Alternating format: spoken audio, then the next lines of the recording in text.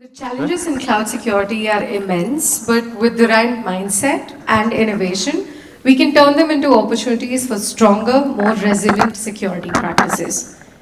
And now, the moment we've all been waiting for, the launch of something truly revolutionary in cloud security.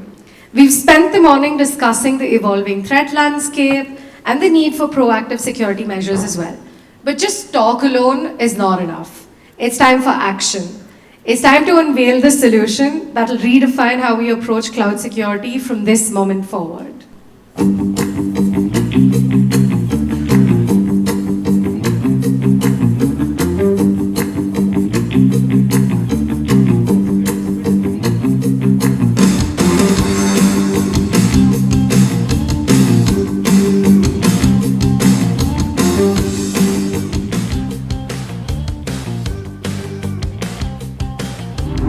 Cloud security is failing. The world of cloud security needs a bold innovation. A new era of security starts now.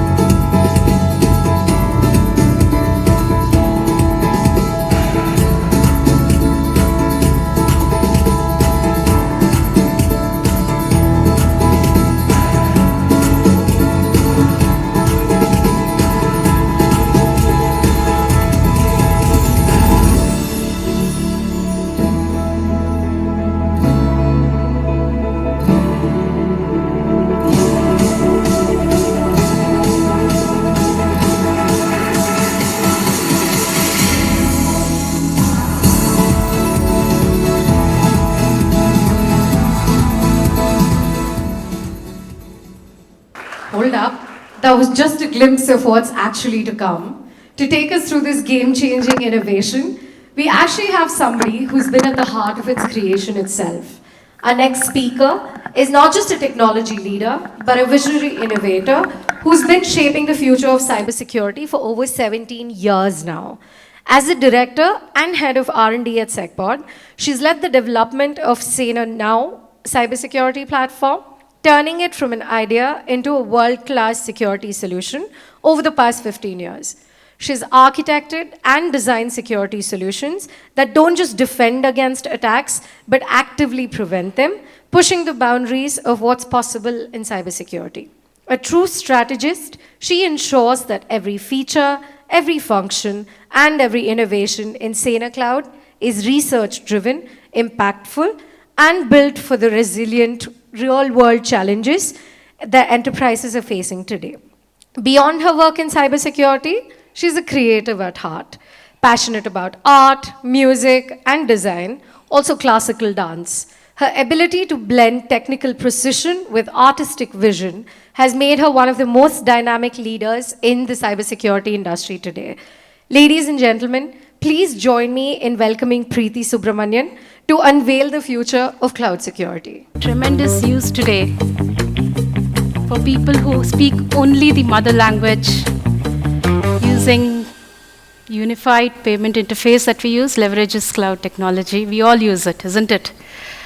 It has reached everybody.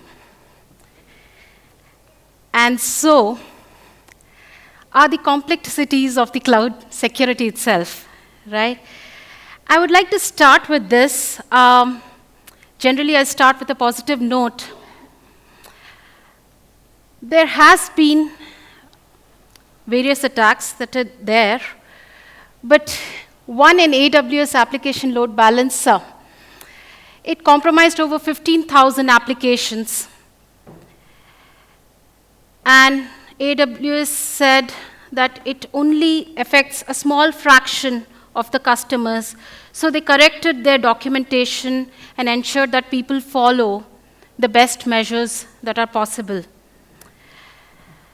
But the attack already happened, and it caused a lot of problems for the customers. Popular mobile applications that use cloud technology, sometimes they hard code the credentials in the code, which also highlights that some sensitive data is there in the code, right? And that impacts an attacker to get user data, source code is at risk, and things like that. There have been some major breaches that have happened. This is the 2024 data that I have. National public data breach. A lot of social security numbers, personal data were taken away from a public cloud, and 2.9 billion individuals were impacted. Snowflake was another data breach that we all know of, had some high-profile customers. It was just found that MFA was not enabled in their setup that caused that. AT&T breaches that happened, I think they paid about 13 million in an investigation, because over the years, these big organizations are attacked, and it only, people came to know about it when their data was out there in the dark web. A lot of data about billing plans, user data, how they pay, and things like that were compromised. Change Healthcare was another one where it was found that the vulnerabilities caused that attack to happen, and the entire medical system had come down. Alibaba Cloud, 1 billion Chinese citizens were impacted, and this was only known, after the attack had happened. About 28 terabytes of data was stolen. Capital One, S3 bucket exposed 100 million customer records. Facebook, what had happened was an S3 bucket was public, but was not secure, and 540 million user accounts and comments were compromised. Volkswagen, an organization took a third-party vendor for marketing, and they exposed some of the information through an S3 bucket that was there. Similarly, Microsoft Azure, 38 terabyte of data. US defense data, just because an Azure storage was left open. It was an update process that they were doing, and they did not ensure that the public bucket should not have been there in the first place, which had 3 TB data of sensitive information, defense data. Which also means that 95% of the attacks that happen is due to a misconfiguration, and 45% of security staff or team do not know what is running inside the cloud workload that is there. All the EC2 instances that you use in AWS or the virtual machines, people are not aware of how to secure them because it is not visible. CNAP came into picture a little later. Initially, it was CSPM that people were thinking about how to fix this misconfiguration. Then they realized there is something called identities, right? That is what is supposed to be also seen along with the misconfigurations that are there in the services. So identities, workloads, configurations, and a little bit of runtime checking. I do get visibility to all of that, and I put an AI on top of it. And it is a good start. It is definitely a very good thing to think in those terms. But then as SecPod, what is there that I have to offer or we have to offer here? I'm introducing to you Sena Cloud, where we have come up with a comprehensive security dashboard. Does not give you different controls. All those 6 tools that I'm going to speak about today will have a common control so that you can dig deep, and each of these AI-powered security products feed into each other and make our life simpler. The first problem of security is not having enough visibility. So with cloud security asset exposure, you'll be able to see what am I using in my cloud infrastructure. Do I really need that? The second thing is cloud posture anomalies. This is a new concept that we had come up with CPAM, all of those who have used our products.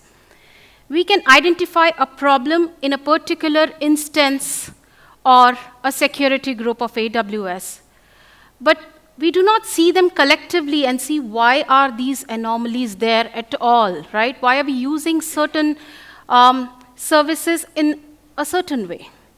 And why there are such disparate sets that we have to work with. The moment you normalize all these anomalies is where your CSPM journey becomes very simpler. You're having like devices to handle, and you can use cloud security posture management to fix those compliance. For example, you're running a NIST. It becomes all the more easier to handle similar set of data. CIM is another important aspect where we check identities, users, groups, etc. I'll go into each of them in detail. We also provide cloud security workload management, which is an important piece in all the products that we use. Saying CNAP, somewhere we miss out on the details of CWPP, where vulnerabilities inside those instances, virtual machines that we run, also need to be taken care of. CSRM is true remediation, not just workflows, but we give true remediation with clicks you can actually go ahead and fix, instead of going into a different AWS setup and a different Azure setup. If I have to put in 6 points what CSAE is it gives you a visualization of all the services and resources that you're using.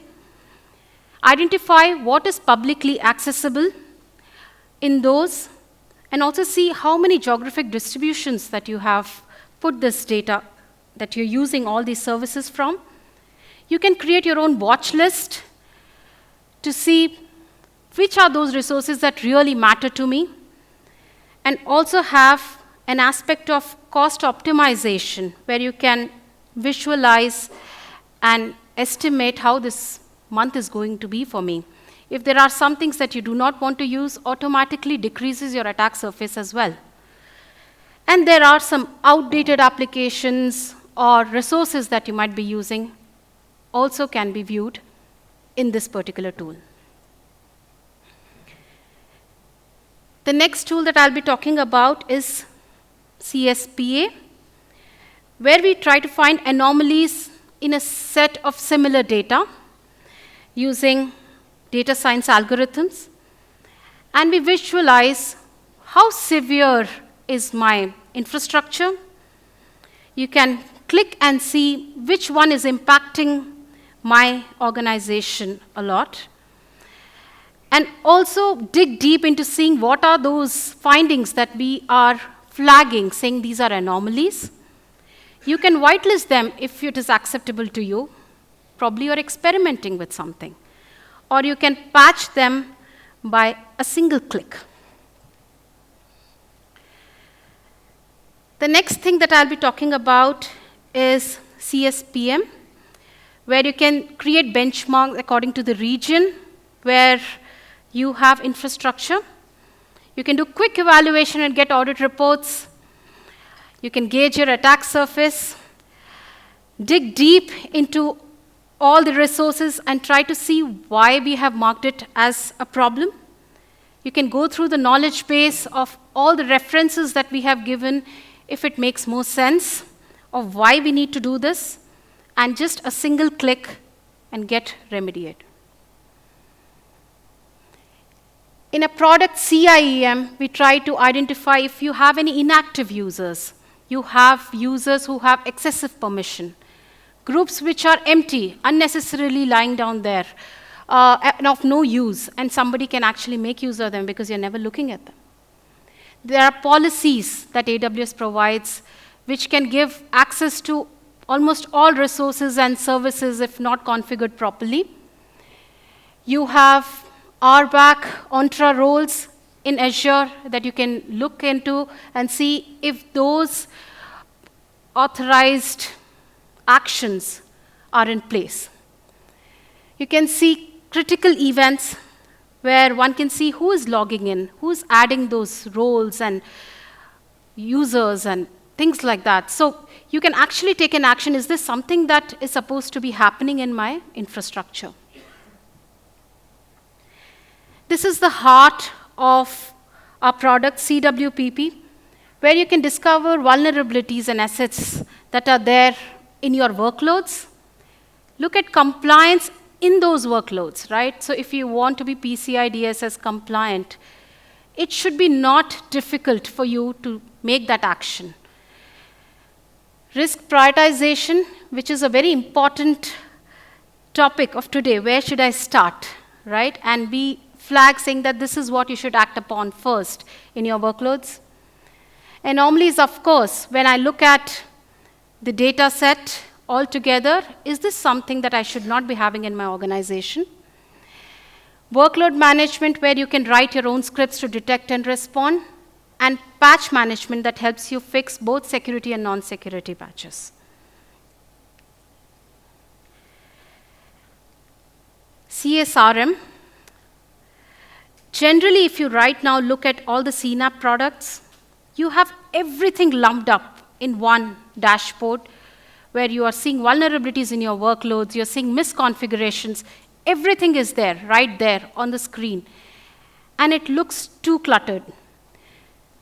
Either you buy different products and you go forward and say, okay, I have a CIEM product, but I don't know how I should relate this to a CSPM product where it is also flagging something similar.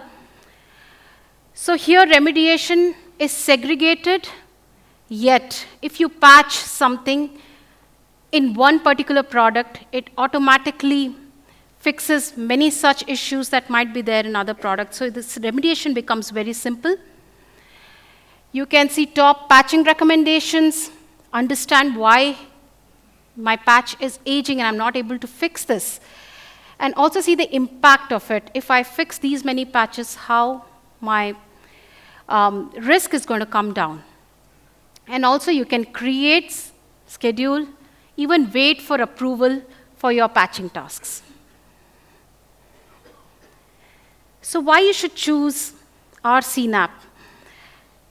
You will see all these products coming up in a dashboard that would speak a common language, whether you're using AWS or Azure. And going forward, when we support GCP and other cloud providers, you will be able to see one dashboard where you will be able to see this is my problem, and then go ahead, dig deep into patching. There is true remediation in the sense we are not giving you workflows for you to understand that I need to go there and do this step. Oh God, I missed that step, right? So we take care of all the complexities inside. It is AI native. We give intelligent security insights if something is not making sense on the dashboard. And there is obviously a differentiator called posture anomaly, where you can normalize deviations against known good and ensure that your attack surface reduces. And this, in some way, we feel that would impact your cloud security needs.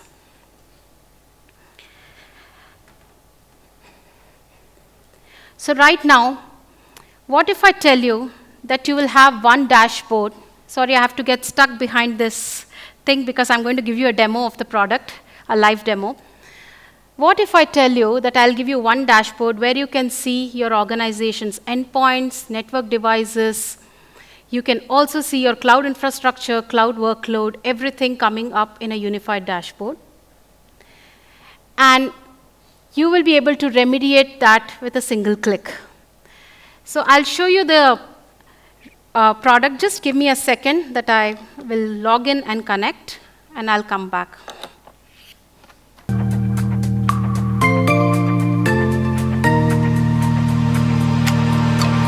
Here's the account dashboard for you. As soon as you log in, you will be able to see all the services and resources that you're using. You cannot secure something that you don't know what is running behind in your cloud infrastructure. Here in my demo account, you can see EC2 and S3 are the major contributors to my service usage in AWS. And I also have a resource categorization. Here, I can even go ahead and deselect something and see this graph changing. You can also see geographical locations where your cloud infrastructure is present. You can dig deep into these and see what is the infrastructure that I'm using in these geographical locations. We have categorized resources based on compute, application integration, AI, ML, and you can see what is that we are using as an organization from AWS. One can click inside and see what are the compute infrastructure that we are using, what are those instances that are running, and what state they are in. I didn't want to reveal that before my product demo. So yes, we can get all the instances that are running unless they are auto-scaled and they are coming up as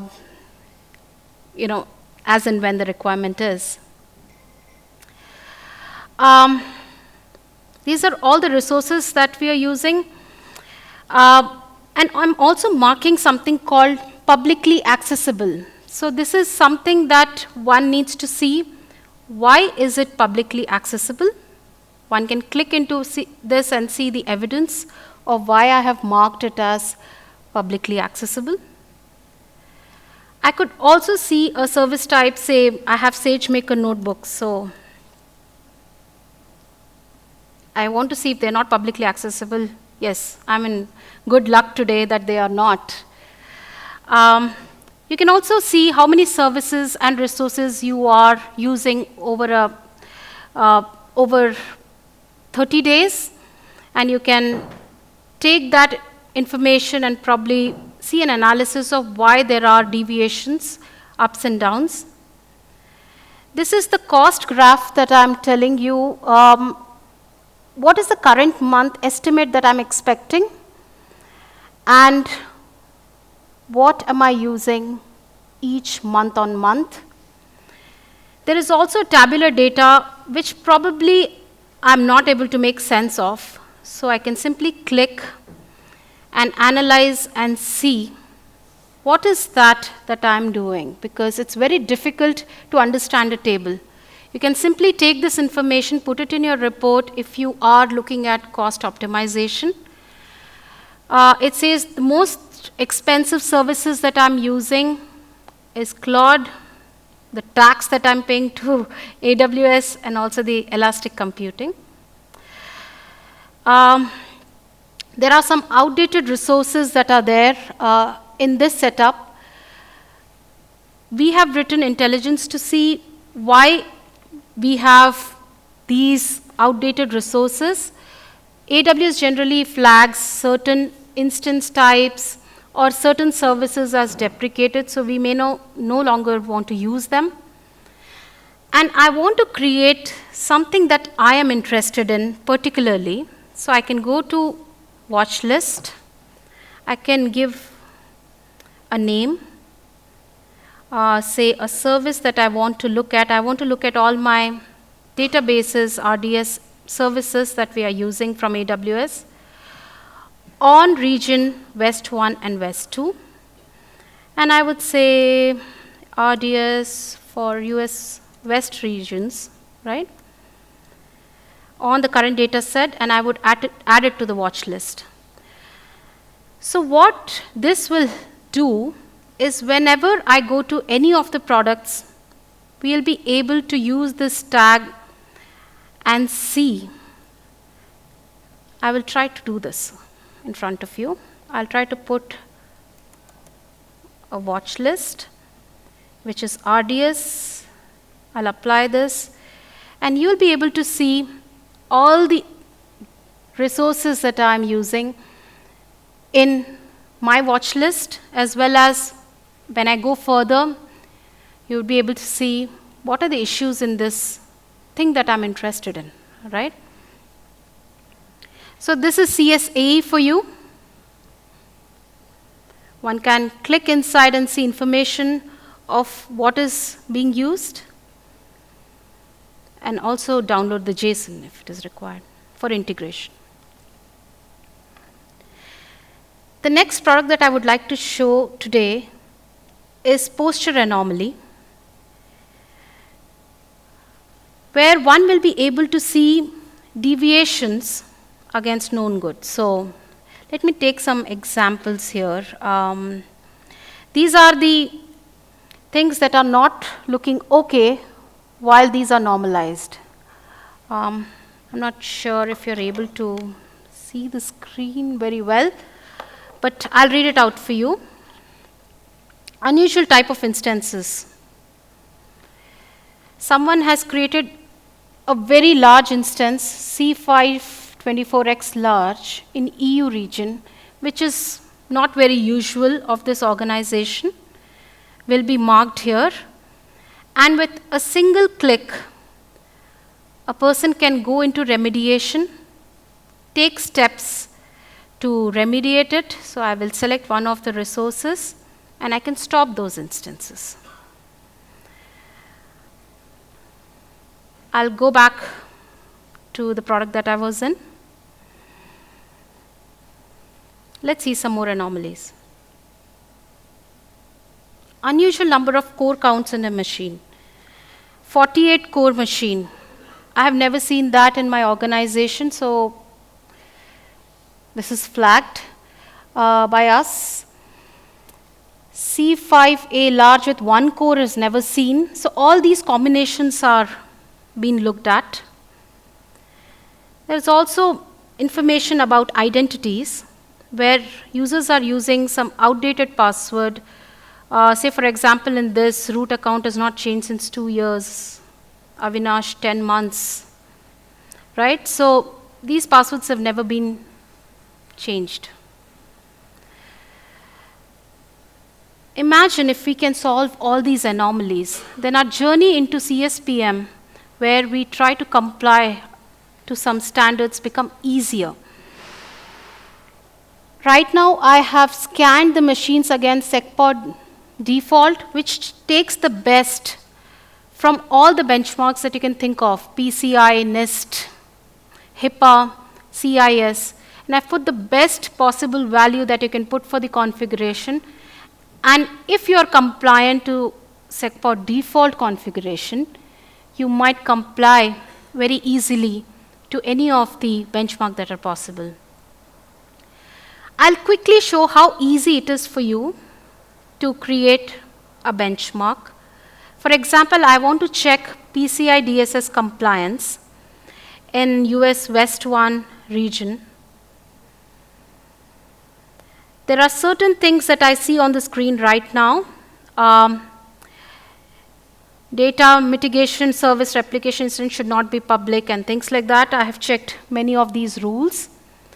For my organization, I can even change the criticality of how I want to show it. I would do next, I would give PCI DSS demo.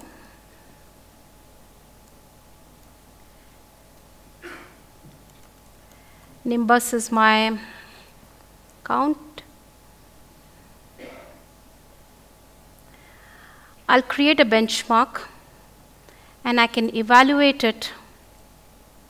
A scan starts, and you'll be able to see things coming up onto your page of why am I not compliant with PCI DSS in US West 1. That deserves an applause, doesn't it? Organizations struggle to find out this report so quickly. One can dig deep and see what are those issues that are there, how many have passed, how many have failed, and quickly apply a fix to it. I'll dig deep into what I'm trying to show in this demo. These are the regions, and this is my attack surface right now. I have 79 critical issues on 47 publicly accessible resources. And I also have a breakdown based on services. I'll be able to click on one of the services. Right now, I have chosen CloudTrail. And let me show you something. So right now, log file validation is disabled. I hope the internet works well. It is disabled. And I see that problem coming up here. I would click on this. And let me see. So this is the test trail that I'm looking at, CSPA test trail. I'll try to roll out a patch in front of you and hope it works. So, say a trail demo. I'll keep it simple. Though I'm trying to fix in a particular region, it affects all these regions because Trail is available globally. I have the authority to approve it, so I'll go ahead and create a task. And in this report, I'll refresh and see if it patches.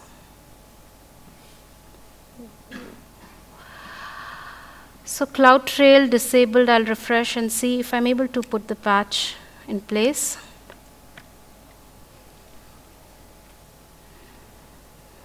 Oh, it didn't work.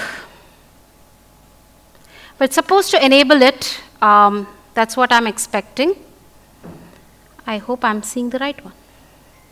Yeah. I'm on the right account. It's supposed to enable it. That's how it is supposed to work.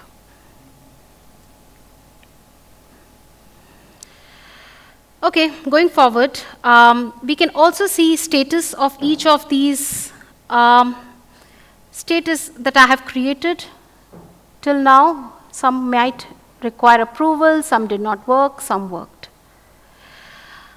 And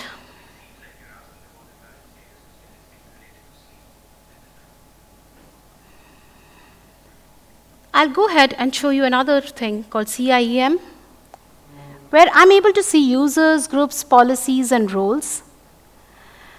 And I'll be able to see all those users who are assigned with excessive permission or are inactive. So let me dig deep and look into these are not used versus this is one user which has a lot of access given, and there's a reason why we would have given this, but we need to review this.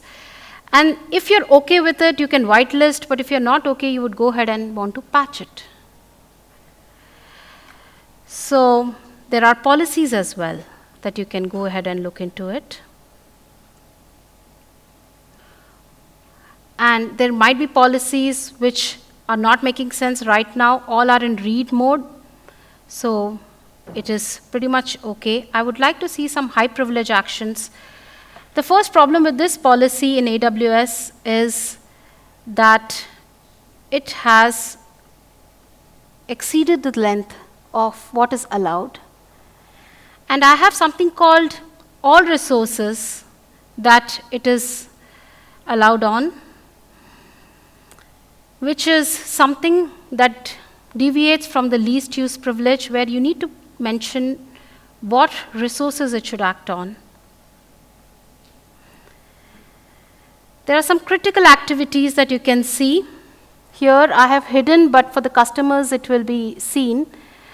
All the activities that are happening, all the console logins that are happening, and also a remediation that can fix them. I can simply click on the remediation and go ahead and fix those issues. So for example, if there are console users, I can go ahead and see what I can do. You can detach and attach a user policy, detach the user policy, and things like that. CSRM is one of the most important tools that we want to offer, where we should be easily be able to enable an S3 bucket MFA while somebody tries to delete it, or enable a hardware MFA if required. And these are remediations that we can go ahead and just click on them. We can even see what all resources, how many resources it impacts, and go ahead and see the patch aging that has happened. Right now, this account I installed on 18th. So right now, it has not increased more than 5 days. And this is the patching impact. So if you patch 12, you can bring down your issues. You can fix 24, right? You can bring it down to 24. So that is remediation for you. And it is neatly segregated as CSPM issues, which can be predefined or custom, where we need some values from you. For example, if there is a security group where I do not know, I know that it is open to everybody, but I do not know which are those IPs that I need to whitelist. One can give that and ensure that security group is attached to the EC2. And with a few clicks, you'll be able to do that. I would also want to show you something where I have created an endpoint setup.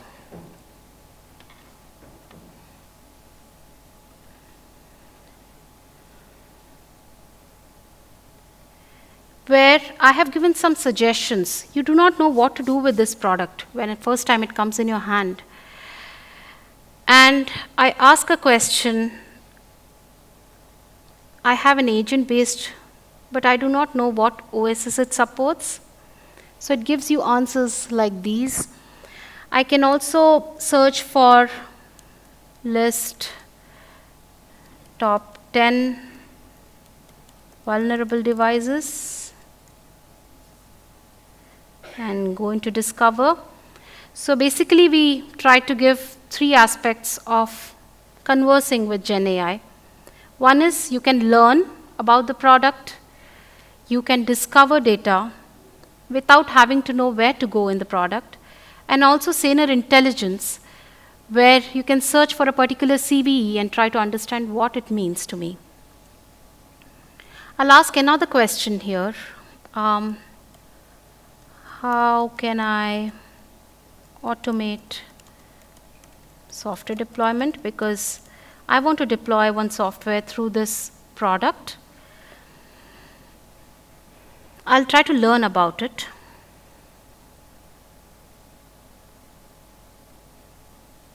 And it'll give you answers. The search history is another thing that we keep on the left-hand side, which can give you all your previous searches. you can quickly go and check how to do that particular task. Here, if I want to click on deploy, I need to go to endpoint management is what it says. All those people who are familiar with our CVM product would understand this. I'm not going too much into detail into CVM today. Say last 7 days CVs.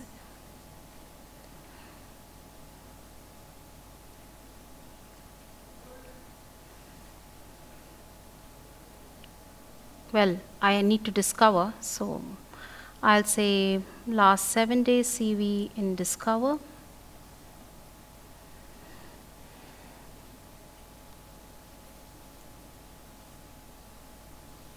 Here's a trend that it throws to me.